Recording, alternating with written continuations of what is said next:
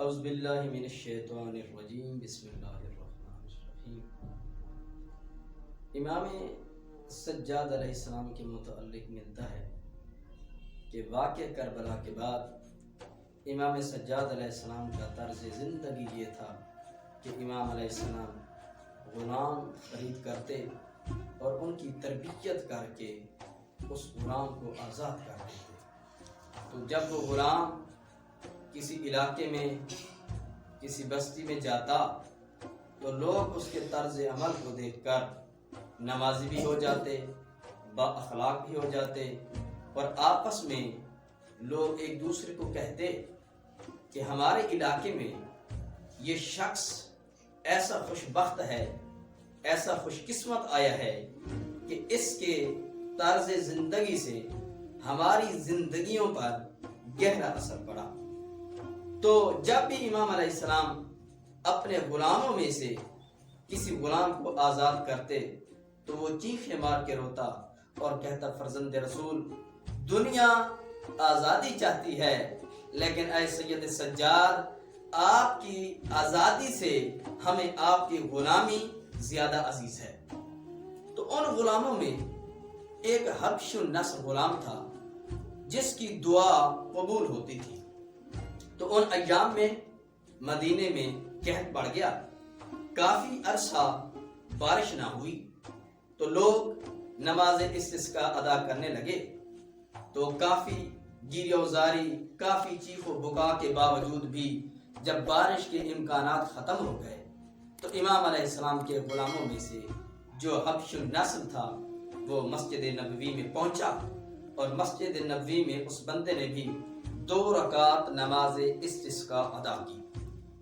اس بندے کے ساتھ ایک اور شخص بیٹھا ہوا تھا جس نے یہ بات نقل کی ہے۔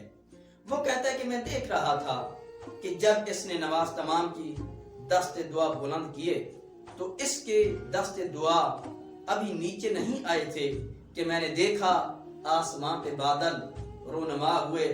تو میں بڑا حیران ہوا، جب بادل پورے مدینے پہ چھا گئے تو یہ شخص مسجد نبوی سے اٹھا۔ اب مجھے تجسس ہوا کہ یہ شخص کہاں سے آیا اور کہاں جائے گا۔ یہ کہتا ہے کہ میں پیچھے تھا، یہ حبش النسل غلام آگے۔ تو میں نے دیکھا کہ یہ محلہ بنی ہاشم میں داخل ہوا، سید سجاد کے گھر پہنچا۔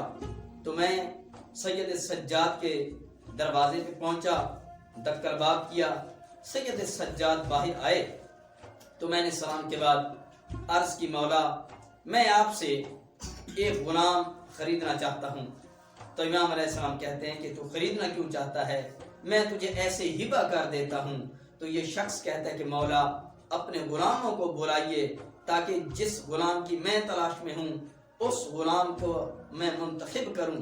تو جب امام علیہ السلام نے اپنے تمام غلاموں کو بلایا تو ان غلاموں میں وہ حبش النسل غلام غیر موجود تھا، وہ کسی کام میں مشغول تھا۔ تو جب امام علیہ السلام نے ان غلاموں کا جو حساب کتاب رکھنے والا شخص تھا اس سے پوچھا کہ آیا تمام غلام اس محفل میں آ چکے ہیں؟ تو وہ شخص کہتا ہے کہ مولا سارے غلام آپ کی خدمت میں ہیں، فقط ایک غلام ہے جو ہمارے جانوروں میں مشغول ہے، کام میں مصروف ہے۔ تو امام علیہ السلام کہتے ہیں کہ اسے بھی بلائیے۔ تو جب وہ حبش النسل غلام آیا تو اس شخص نے پہچان کے کہا کہ اے سید سجاد، یہی تو وہ غلام ہے جس کی میں تلاش میں ہوں۔ تو جب امام علیہ السلام نے اس غلام کو کہا کہ اے غلام، آج سے میں تجھے اس شخص کو ہبہ کرتا ہوں، تو اس غلام کی چیخیں بلند ہوئی اور کہتا ہے سید سجاد، میں چاہتا تھا کہ آپ کے جوار ہی میں اس دنیا سے میں رخصت ہو جاؤں، اس دار فانی سے کوچ کر جاؤں۔ اے سید سجاد، میں سب کچھ برداشت کر سکتا ہوں لیکن آپ کا فراق میں برداشت نہیں کر سکتا۔ تو سید سجاد ابھی خاموش ہوئے تھے، اس شخص نے دست دعا بلند کیے اور کہتا ہے کہ رب العزت، اگر سید سجاد کے جوار میں نے نہیں رہنا، میری قسمت میں سید سجاد سے فراق لکھا ہوا ہے، تو رب العزت میں دعا کرتا ہوں کہ میری وفات میں تعجیل فرما۔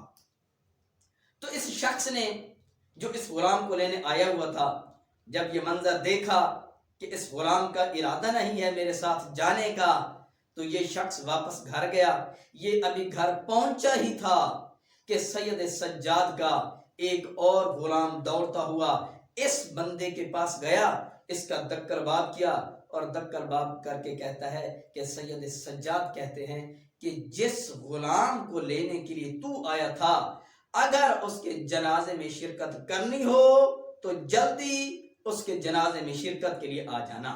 تو ایسے غلام سید سجاد تیار کیا کرتے تھے، ایسی الفت، ایسی محبت کا اظہار کیا کرتے تھے کہ دنیا کے غلام اپنے آقاؤں سے آزادی چاہتے ہیں، اور سید سجاد کے غلام سید سجاد کی غلامی چاہتے تھے۔